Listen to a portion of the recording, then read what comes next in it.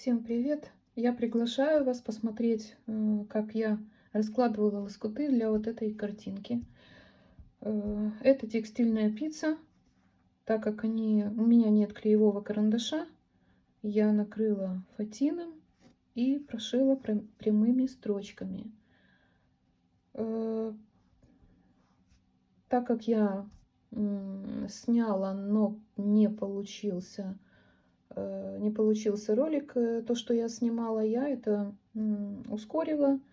И сейчас объясняю, потому что потом будет не слышно.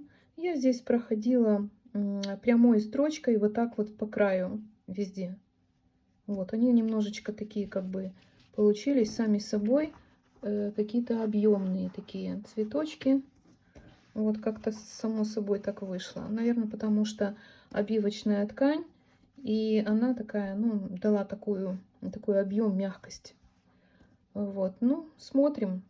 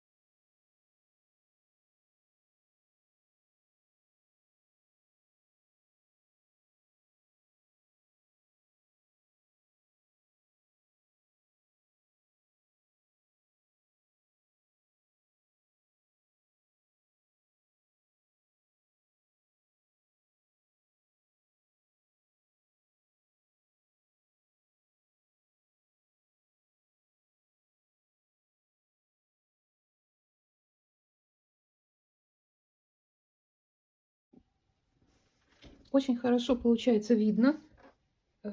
Не стираются цвета, не уходят они под фатином.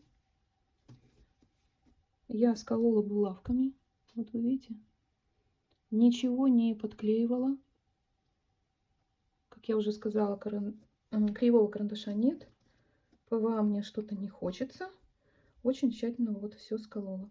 Приготовила вот эти нитки. Буду где-то. Они тоненькие. Как раз на этом здесь будет не сильно выделяться. Я не хочу, чтобы сильно и видно было. Вот. И вот это где цветы будут. Буду аккуратно проходить прямой строчкой. Не спеша. Вот так аккуратно проходить каждый цветок. Ну и белые тоже.